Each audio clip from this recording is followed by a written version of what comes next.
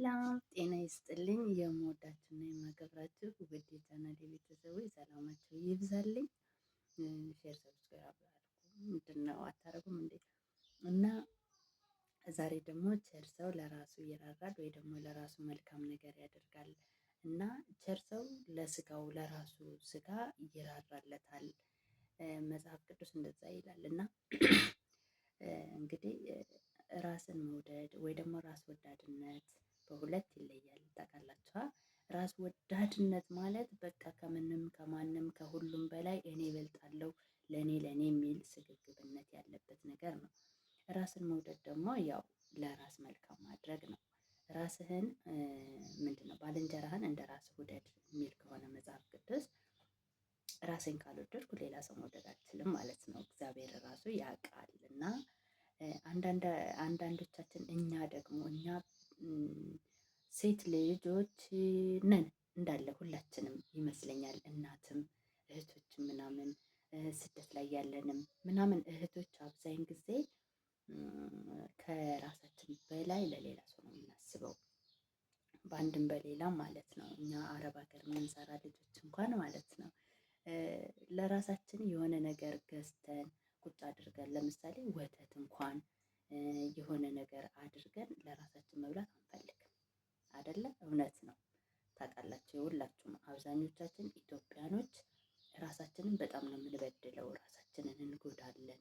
ከዛ የተነሳ ግማሾቹን ልብ ድካም አለ አይደል? ድካም እየሰራን የሆነ ይደክመናል፣ ብዙ ትንፋሽ እናወጣለን እና ይሄ ሁሉ ራስን አለመንከባከብ፣ ሰው ራሱን መንከባከብ አለበት ብዬ ነው የማስበው።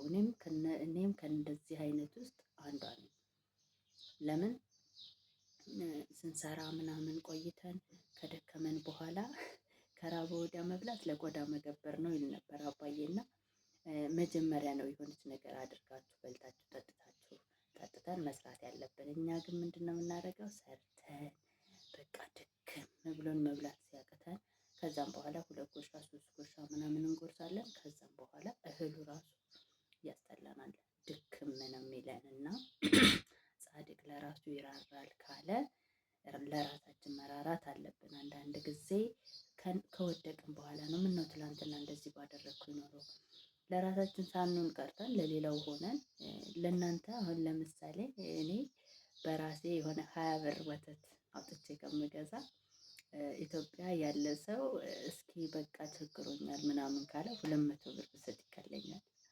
ይሄ በቃ ማለት እኔ እንጃ ምን አይነት ተፈጥሮ እንደሆነ ለሴት ልጅ እንዳለ የተሰጣት እና አይታችሁ ከሆነ እናቶቻችን እንኳን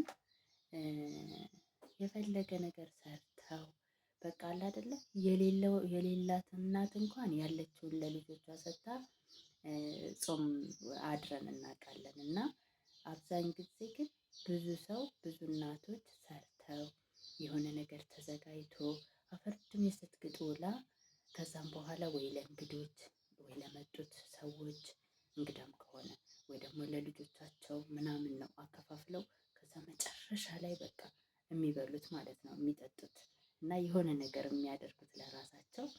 ለሰው ከሆኑ በኋላ ነው፣ ግን ለልጆቻቸው እንኳን ማለት እናት ብትበላ ነው ጥሩ መጀመሪያ ማለት ነው።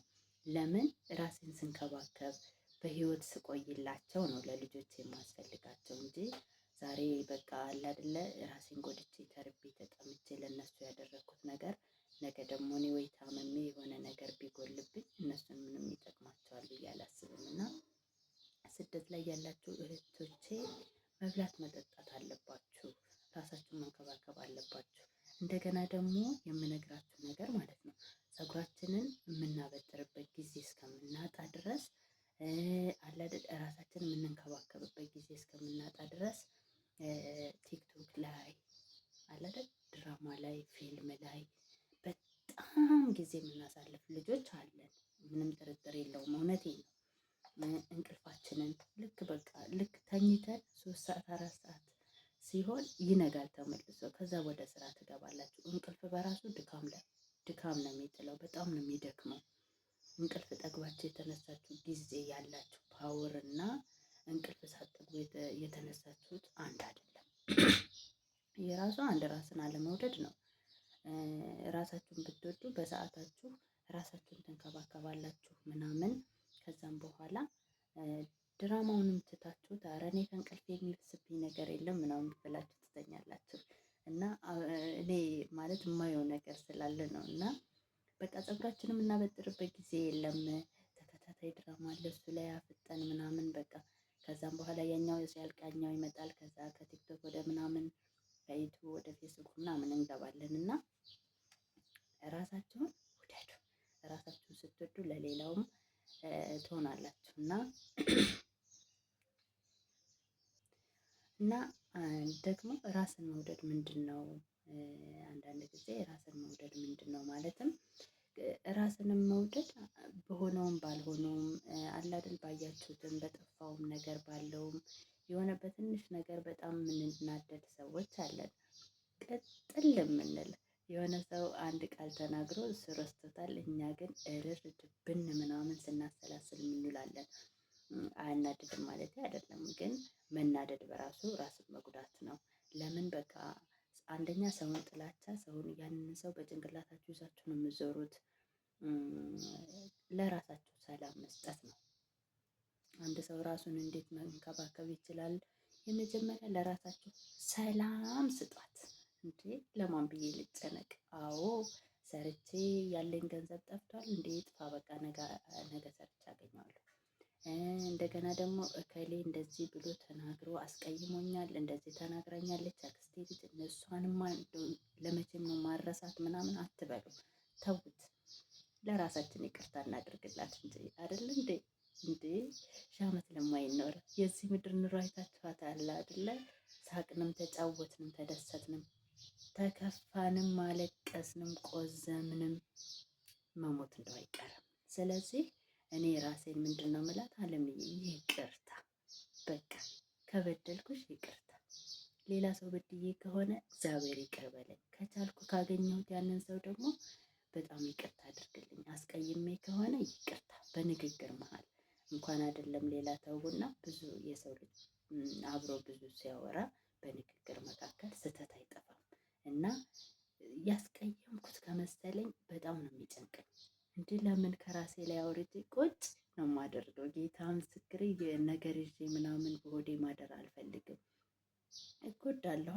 እንዲህ ለምን ራሴን ልጉዳት? ደግሞ ቂም ይዤ ለምን ራሴን ልጉዳት? እና በቃ አስቀይሜ ከሆነ በጣም ይቅርታ ምናምን ነው የምለው እኔ ቶሎ ብዬ ማለት ነው። እና ራስን መንከባከብ ራስን መጠበቅ ማለት ለራሳችሁ ሰላም መስጠት፣ ውስጣችሁን ሰላም ማድረግ፣ ከዛ ከምንም በላይ ደግሞ እግዚአብሔር ከእናንተ ጋር በቃ ህልውናው አለ አይደለ?